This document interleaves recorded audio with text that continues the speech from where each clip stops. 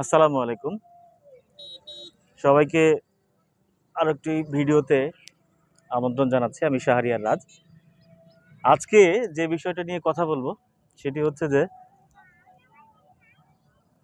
নদীমাতৃক বাংলাদেশে বর্তমান সময়ে টক অফ দ্য কান্ট্রি। ইতিমধ্যে আপনারা সবাই অবগত আছেন, বিভিন্ন গণমাধ্যম, সোশ্যাল মিডিয়া এবং ইলেকট্রনিক্স প্রিন্ট মিডিয়া সব জায়গাতেই প্রায় হেডলাইন হচ্ছে একটি বিষয়, সেটি হচ্ছে যে রাসেল ভাইপার। এই রাসেল ভাইপার বিলুপ্ত প্রায় একটা সরীসৃপ সাপ, অত্যন্ত বিষধর সাপ। গত কয়েক দশক আগেও যার কোনো অস্তিত্ব বাংলাদেশে ছিল না। 80-র দশকের আগে বাংলাদেশে এর অস্তিত্ব ছিল। বর্তমানে বাংলাদেশের প্রতিটি আনাচে কানাচে, প্রতিটি জেলার আনাচে কানাচে এই সাপের এখন অভয়ারণ্য। তো আমার বক্তব্যের বিষয় হচ্ছে যে এই সাপটা নিয়ে কেন কথা বলছি। যেহেতু সচেতনতা তৈরির উদ্দেশ্যে কিছু কিছু ভিডিও তৈরি করতে হয়, সেহেতু আমি একটি বিষয় নিয়ে আপনাদের আলোকপাত করব। সেটি হচ্ছে যে এখন পর্যন্ত বাংলাদেশ সরকার এত বড় প্রতিটি নিউজের হেডলাইন, বিশ্লেষকদের মতামত, তার সাংবাদিকদের সাপ নিয়ে বিভিন্ন গবেষণা, সব কিছু মিলিয়েও কিন্তু সরকারের দৃষ্টিগোচর হয়নি এই বিষয়টি। আমরা জানি যে অ্যান্টিভেনম নামে যে একটি ইনজেকশন আছে, সেটি হচ্ছে সাপের বিষ নির্মূল করে। সেই সাপের বিষ নির্মূল করতে কিন্তু আমরা যতটুকু জেনেছি বিভিন্ন গবেষণার মাধ্যমে, সেটি হচ্ছে যে এই রাসেল ভাইপারের বিষ কিন্তু এই সাপের বিষ দিয়ে এই ইনজেকশনের মাধ্যমে দিয়ে এই সাপের বিষটা নির্মূল করা যাচ্ছে না, এবং 90% মানুষ এই সাপের কামড়ে মারা যাচ্ছে। সাধারণ যে সাপগুলো আমরা দেখি, যেসব কেউটে, গোকরা, এই সাপগুলো কিন্তু যখন কামড় দেয়, একটা মানুষকে ছোবল দেয়, তখন অ্যান্টিভেনমের ইনজেকশনটা দিলে মোটামুটি সে যাত্রায় বেঁচে যায়, একটা প্রতিষেধক হিসাবে কাজ করে। কিন্তু রাসেল ভাইপার যে বিষটা এখানে প্রয়োগ করে মানুষের শরীর, মানবদেহে, সেটি হচ্ছে হেমোটক্সিন নামে একটি বিষ, যেটি কিনা এখন পর্যন্ত এই অ্যান্টিভেনম দিয়ে কোনো কাজ হচ্ছে না এখন পর্যন্ত।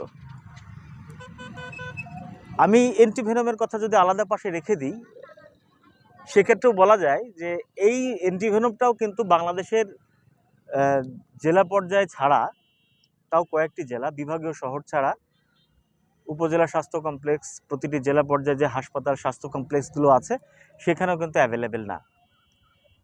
সুতরাং যতটুকু কাজ করে তার বেশিরভাগ সময় অ্যান্টিভেনম কিন্তু এই রাসেল ভাইপারের ক্ষেত্রে কিছুই করবে না। তারপরেও এই প্রতিষেধকটাও কিন্তু বিভিন্ন স্বাস্থ্য কমপ্লেক্স, থানা পর্যায়ে বা জেলা পর্যায়ে এবং বিভিন্ন ক্লিনিকগুলোতে কিন্তু এর প্রতিষেধক নেই। এবার আসি, রাসেল ভাইপারের আসলে উৎপত্তি বিভিন্ন জায়গা থেকে এবং কোন কোন জেলাগুলোতে এর প্রাদুর্ভাবটা বেশি। আমরা জানি যে রাসেল ভাইপারের প্রাদুর্ভাব নদীমাতৃক যে জেলাগুলো, নদীর তীরবর্তী যে জেলাগুলো গড়ে উঠেছে, সে তার বেশিরভাগ জেলাগুলোই হচ্ছে রাসেল ভাইপারের খুবই আনাগোনা। তো বিশেষ করে আমাদের কুষ্টিয়া শহর, এই যে আপনারা দেখতে পাচ্ছেন, নদীর পাশে একটি শহর, নদী বয়ে গেছে, পদ্মার একটি শাখা নদী, যেটিকে গড়াই নদী হিসেবে পরিচিত।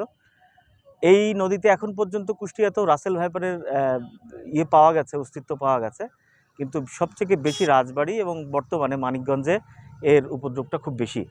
কিন্তু আমার কথা হচ্ছে, রাসেল ভাইপার নিয়ে এত নিউজ, এত সামাজিক সচেতনতামূলক কথাবার্তার পরেও সরকার কেন এখনো উদ্যোগ নিচ্ছে না এই রাসেল ভাইপার নির্মূলে পদক্ষেপ নিতে? যেখানে সাধারণ মানুষের জীবনযাত্রা নিয়ে প্রশ্ন, সাধারণ মানুষের জীবন নিয়ে প্রশ্ন, সেখানে সরকার কেন এখনো চুপ?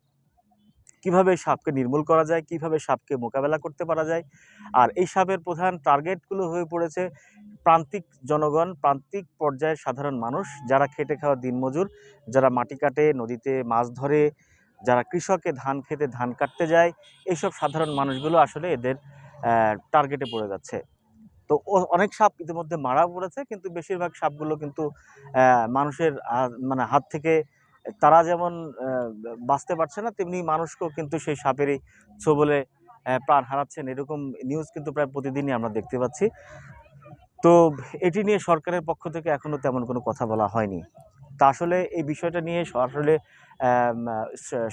সংশ্লিষ্ট মন্ত্রণালয়, সরকার, স্বাস্থ্য অধিদপ্তর এবং আমার মনে হয় স্বাস্থ্য মন্ত্রণালয় এই বিষয়টা কতটুকু গুরুত্ব দিবেন আগামী কয়েকদিনের মধ্যে এটি যদি নির্মূল করা না যায় বা এই সাপের উপদ্রব থেকে দমন করা না যায়, তাহলে নিকটতম ভবিষ্যতে বাংলাদেশে যে অবস্থা দাঁড়াবে তাতে আমার মনে হচ্ছে যে ভয়ঙ্কর একটা পরিবেশ তৈরি হতে যাচ্ছে। তো সবাই ভালো থাকবেন, সুস্থ থাকবেন এবং আমি আবারও আহ্বান জানাবো বাংলাদেশ সরকারকে, তারা যেন অন্তত এই বিষয়টি খুব সিরিয়াস মাথায় নিয়ে সাপের এই রাসেল ভাইপারের উপদ্রব থেকে জনগণ কিভাবে মুক্তি পেতে পারে সেই ব্যবস্থা গ্রহণ করে। তো সবাই ভালো থাকবেন, সুস্থ থাকবেন। আসসালামু আলাইকুম।